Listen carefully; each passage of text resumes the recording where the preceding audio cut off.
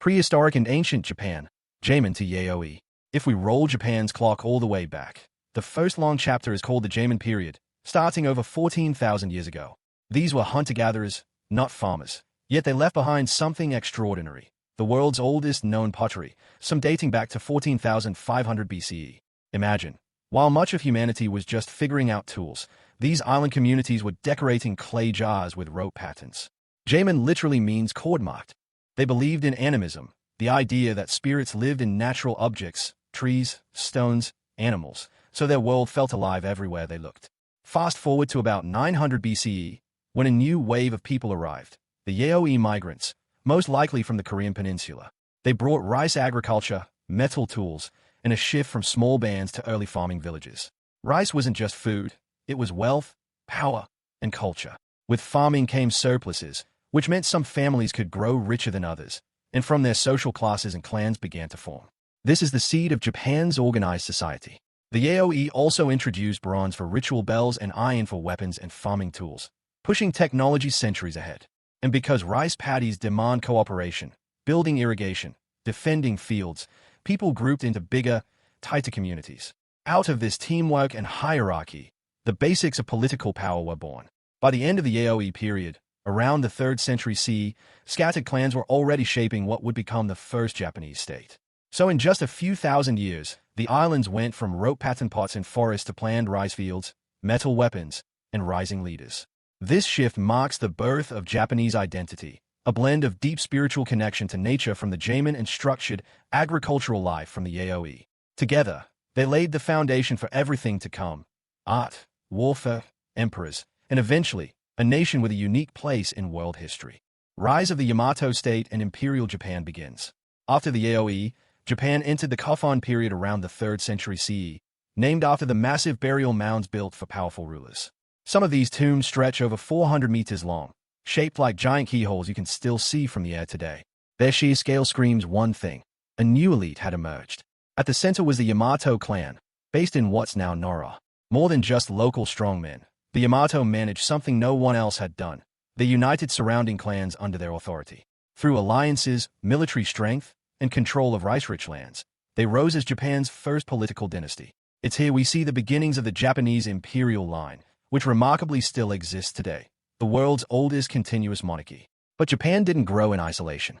Across the sea, China's Han and later dynasties were shaping East Asia.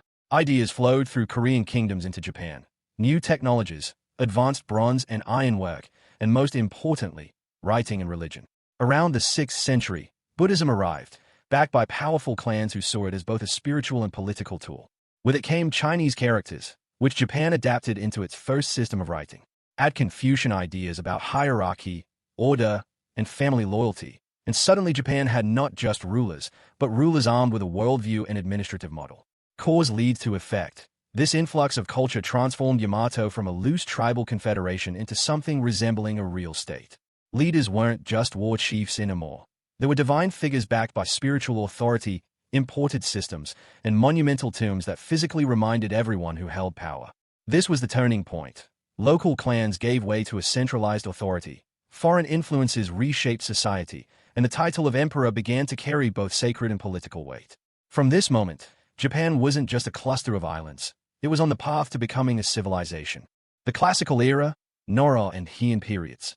By the early 700s, Japan was ready for its first real capital city. In 710, the court established Hideyoshi, better known today as Nara. Unlike the moving capitals of earlier times, Nara was permanent, modeled directly on Chinese Tang dynasty cities. A grid system, imposing palaces, Buddhist temples towering over the streets. It was here that Japan first adopted a Confucian-style government, complete with a recorded set of legal codes. For the first time, power wasn't only clan-based. It was written into law, with ranks, taxes, and officials. This was also when Buddhism became state religion. The colossal Great Buddha statue at Hideyoshi Temple in Nara wasn't just religious. It was political, a visual reminder that the emperor's power came with cosmic weight. But even this was only the warm-up. In 794, the capital moved again, this time to Heian, now Kyoto, and Japan entered its so-called Golden Age. While Nara was about administration, Heian was about art, elegance, and aesthetics. The aristocracy became obsessed with refinement, poetry contests, calligraphy, the the careful layering of robes, even how fragrance clung to one's clothes. It was in this Heian court that the tale of Genji was written by Lady Murasaki Shikabu. Often called the world's first novel, it told the story of a refined prince wandering through romantic intrigues and heartbreak. It's a window into how the aristocracy lived, thought, and defined beauty: subtle, fleeting, melancholy. The Japanese even invented a word for that mood: mono no aware, the bittersweet awareness that beauty fades. Cause led to effect. The stable structure set in Nara laid the groundwork, then Heian built the culture. This era shaped the classic Japan people imagine worldwide: temples, poetry, gardens, refined courtly life. And though the emperors seemed untouched by mortal life, in truth, real power was gradually slipping to powerful clans and warriors in the shadows, setting the stage for what came next. Samurai and the rise of the shogunate, Kamakura to Muromachi. By the late Heian period, the elegant aristocrats of Kyoto were still writing poetry. But outside the capital, landlords and warriors were gaining real power. Farming villages relied on local strongmen for protection, and those protectors became the samurai class. Instead of courtly romance, honor, loyalty, and steel began to define Japanese life. The first to prove this shift were the Taira and Minamoto clans. Their rivalry exploded in the late 12th century, ending with the Minamoto's stunning victory at the Battle of Danoura in 1185. From there, Minamoto no Yoritomo set up the Kamakura shogunate, Japan's first military government. Technically, the emperor still sat in Kyoto, but true power rested with the shogun, commander of the military. That structure, emperor as sacred symbol, shogunate as real authority, would dominate for centuries. Then came the test of survival, the Mongol invasions. Twice, in 1274 and 1281, the mighty Mongol fleets tried to land on Japanese shores. Samurai on horseback fought ferociously, but storms played the decisive role. The Japanese called these typhoons the kamikaze, or divine winds, believing the gods themselves had saved them. The victory cemented both national pride and the idea that Japan was protected by higher powers. Culturally, this warrior age was far from all blood and grit. Zen Buddhism thrived among the samurai, shaping not just spirituality but art: rock gardens, ink paintings, minimalist temples. The discipline Zen demanded dovetailed with the mental focus of a warrior.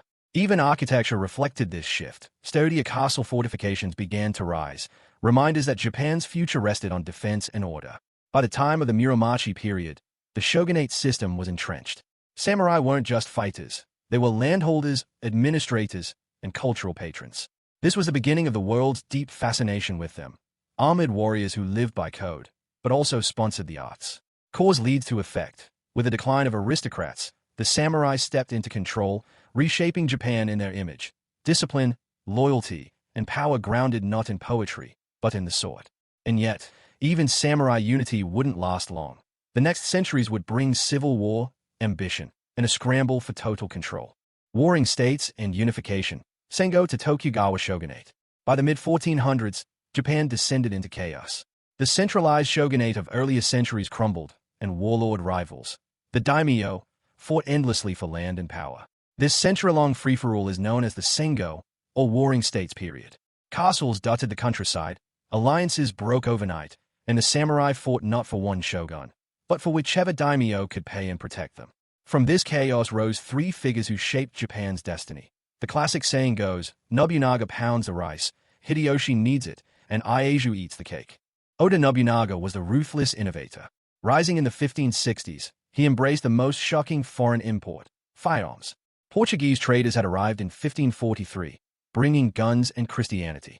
Nobunaga knew muskets could shatter the old samurai tradition of swords and arrows, and he proved it at the Battle of Nagashino in 1575, where his gun-wielding soldiers crushed mounted cavalry. Nobunaga broke the power of Buddhist warrior monks and began unifying Japan with raw force and technology. His successor, Toyotomi Hideyoshi, was a master diplomat and builder.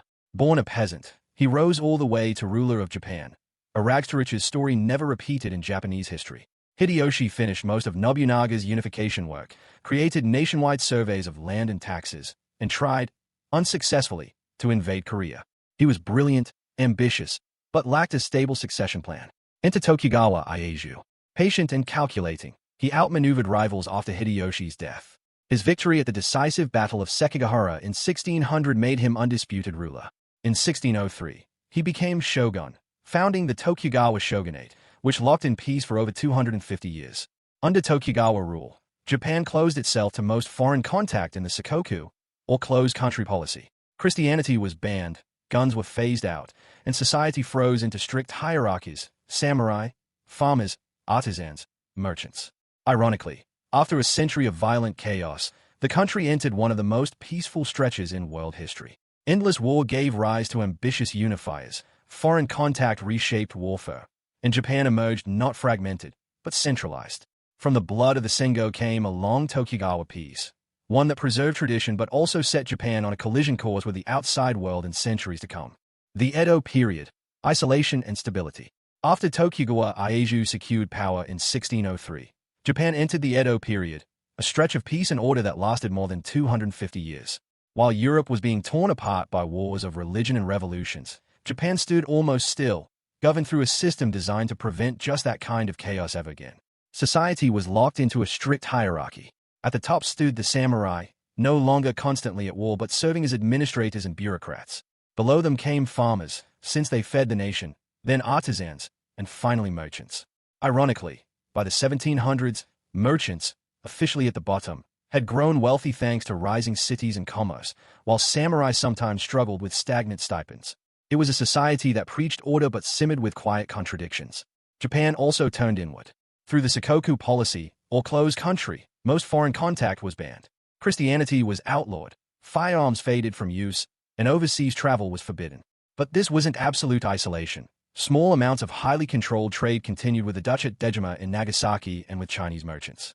This trickle of outside knowledge, called rangaku, or Dutch learning, kept some Western science and medicine alive inside the walls of Japan. And while the samurai guarded order, culture flourished among the people. Edo, modern Tokyo, grew into one of the largest cities in the world, buzzing with entertainment districts. Kabuki theater dazzled audiences with colorful costumes and bold stories. Ukiyo-e woodblock prints captured scenes of courtesans, landscapes, and everyday life. The floating world, a celebration of fleeting beauty. These prints, centuries later, would inspire Van Gogh and other European artists, proving Edo culture had a global impact even without direct contact. Political stability created space for cultural creativity. Without wars draining resources, Japan poured energy into art, city life, and philosophy. The country may have been closed, but inside, it blossomed with its own lively rhythm, uniquely Japanese. But the longer Japan resisted the outside world, the more pressure built. Sooner or later, the walls of Edo peace would crack, and when Western ships finally arrived in the 1800s, they would end this long chapter overnight. Modernization and imperial expansion, Meiji to World War II. For more than 250 years, Japan lived behind walls of isolation. But in 1853, that wall was smashed when U.S. Commodore Matthew Perry sailed into Edo Bay with black steamships, demanding Japan open its markets. The message was clear: modernize or be colonized. The shock sparked the Meiji Restoration in 1868. The old shogunate was abolished, and power was restored to the emperor. In just a few decades, Japan underwent one of the fastest transformations in history: railroads, factories, modern schools, even a new conscript army. Samurai hair and swords disappeared, replaced by Western suits and rifles. The goal was survival: enrich the country, strengthen the army. It worked. By the late 1800s, Japan wasn't just catching up. It was rising as a regional power. In 1895, it defeated China to claim Taiwan and dominance in Korea. Just a decade later, in 1905, tiny Japan shocked the world by defeating Russia in the Russo-Japanese War, the first time an Asian power beat a European empire in modern combat. Japan had officially arrived on the global stage. But success fed ambition. By the 1930s, Japan was expanding aggressively into Asia, driven by military leaders and a hunger for resources. In 1937, it invaded China, sparking brutal atrocities like the Nanjing Massacre. In 1941, seeking to dominate the Pacific, Japan attacked Pearl Harbor, dragging the United States into World War II. At first, victories were rapid. Southeast Asia and the Pacific Islands fell under Japanese control. But the tide turned. Naval defeats at Midway and relentless Allied advances brought the war back to Japan's doorstep. By 1945, cities were firebombed, millions displaced, and finally, the unthinkable: atomic bombs dropped on Hiroshima and Nagasaki. Over 200,000 civilians died, and Japan surrendered days later. In less than a century, Japan transformed from a closed feudal society into an industrial empire, only to be shattered in the flames of global war. The suspense of rapid rise, the tragedy of defeat, and the moral questions of expansion and destruction gave this period an almost Shakespearean scale. From the ashes, though, a new Japan would emerge, stripped of empire, but ready to reinvent itself yet again. Post-war transformation and contemporary Japan. When World War II ended in 1945, Japan lay in ruins, its cities bombed, its empire dismantled, its people devastated. For the first time in history, the country was occupied by a foreign power. Under U.S. guidance, Japan adopted a new democratic constitution in 1947. The emperor lost political power, but remained a symbol of national unity. One key line changed Japan's destiny. Article 9 renounced war, making the nation officially pacifist. Out of defeat came a radical reinvention. Then, something extraordinary happened, the Japanese economic miracle. From the 1950s through the early 1990s, Japan rose from starvation and rubble to become the world's second-largest economy. High-speed Shinkansen bullet trains symbolized progress, while companies like Sony, Toyota, and Honda turned made in Japan into a global badge of quality. But Japan wasn't just exporting cars and gadgets, it was exporting culture. Sushi bars opened in capitals worldwide. Anime and manga captured imaginations from Paris to Los Angeles. Video game giants like Nintendo and PlayStation shaped childhoods across the globe. In many ways, Japan defined late 20th century cool. Of course, this modern story isn't without challenges. The economic bubble burst in the 1990s, leaving decades of stagnation. An aging population and declining birth rate now test the country's resilience.